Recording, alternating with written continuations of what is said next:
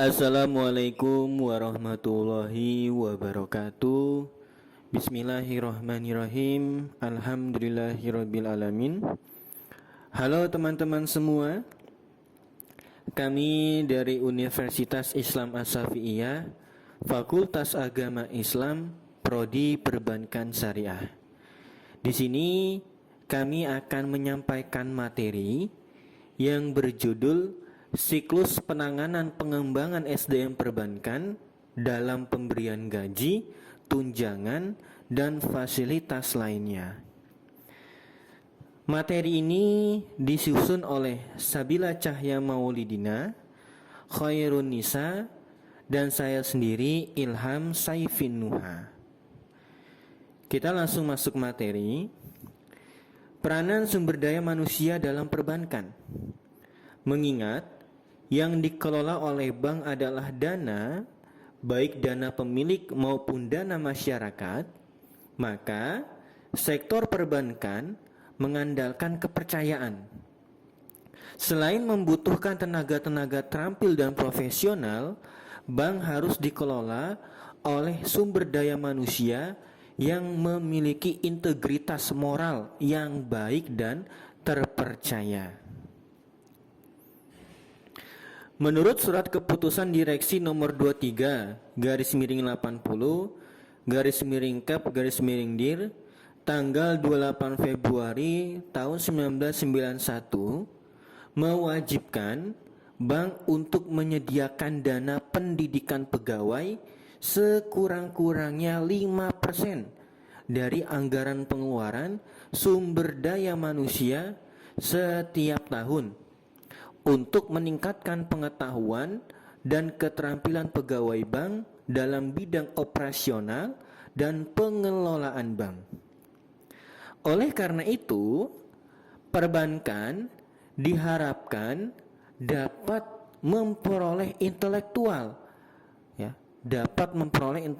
kapital yang kuat dalam mengantisipasi persaingan masa depan. Selanjutnya yaitu ada pengelolaan dan pengembangan sumber daya manusia dalam industri perbankan, meliputi yang pertama yaitu ada perencanaan kebutuhan karyawan. Yang kedua ada proses membentuk atau membangun build melalui tahapan training and development. Yang ketiga yaitu ada proses pengembangan atau development melalui career path and performance management. Yang terakhir, yang keempat yaitu ada reward and incentive. Selanjutnya tentang siklus dalam penanganan sumber daya manusia meliputi kegiatan-kegiatan sebagai berikut. Pertama, perencanaan SDM sebagaimana lazimnya pada suatu kegiatan manajemen. Manajemen SDM dimulai dari kegiatan perencanaan atau planning. Pihak eksekutif perbankan biasanya memulai dengan penyusunan master planning, berisikan tentang kebijakan perusahaan tentang misi dan visi. Kedua, penarikan atau rekrutmen. Cara yang dilakukan dalam penarikan tenaga kerja yaitu dengan pertama rekrutmen dari dalam bank, baik secara mutasi, promosi, ataupun rotasi antara tenaga kerja.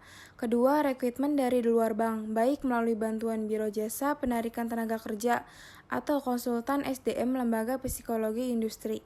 Yang ketiga, rekrutmen melalui perjanjian kerjasama. Yang ketiga, penempatan SDM. Hasil rekrutmen dan seleksi yang dilakukan sebuah bank terhadap ratusan, bahkan ribuan pelamar untuk memenuhi kebutuhan beberapa puluh jabatan baru dalam organisasi bank tersebut, berakhir dengan diangkatnya karyawan-karyawan baru yang biasanya disertai dengan kondisi-kondisi sebagai berikut. Pertama, karyawan-karyawan baru diangkat sebagai karyawan dalam status masa percobaan untuk masa 1 tahun. Kedua, karyawan-karyawan baru menjalani masa on the job training.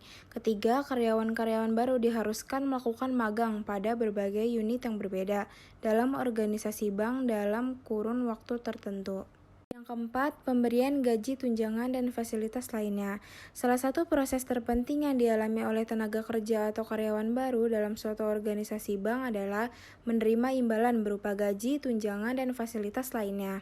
Hal-hal yang perlu diperhatikan dalam penempatan bentuk dan jumlah besarnya imbalan yaitu Yang A. Ketentuan yang berlaku di bidang ketenagakerjaan yang dikeluarkan Departemen Tenaga Kerja.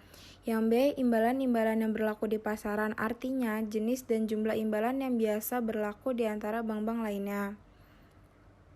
Yang C. Ketentuan-ketentuan yang dikeluarkan Departemen Keuangan. Yang D. Ketentuan-ketentuan yang ditetapkan oleh bank. Selanjutnya akan dibahas oleh Khairunisa. Sebuah bank menerapkan ketentuan atau kebijakan imbalan bagi karyawan meliputi 1. Gaji pokok, 2. Tunjangan harian seperti tunjangan makan, uang transport, dan lain-lain. Yang ketiga, tunjangan kesehatan atau penggantian pengobatan yang kadang-kadang diberikan melalui fasilitas-fasilitas asuransi kesehatan. Yang keempat, tunjangan hari tua atau keikutsertaan dalam program dana pensiun.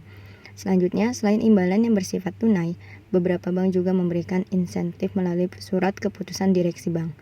Yang pertama, pemberian fasilitas pinjaman karyawan, misal pembelian rumah, kendaraan bermotor, dan alat-alat rumah tangga. Yang kedua, pemberian kemudahan atau keikutsertaan kepemilikan saham. Yang ketiga, kemudahan untuk mengikuti kursus, training, bahkan pengiriman studi ke perguruan tinggi.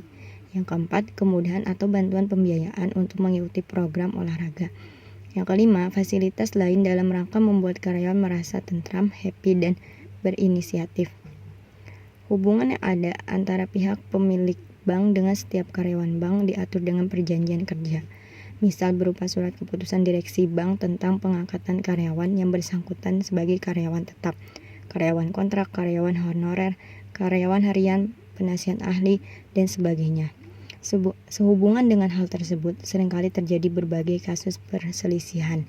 Misal, 1. Keputusan pimpinan perusahaan yang dianggap merugikan karyawan. 2. Mutasi, promosi, atau penempatan karyawan yang tidak wajar.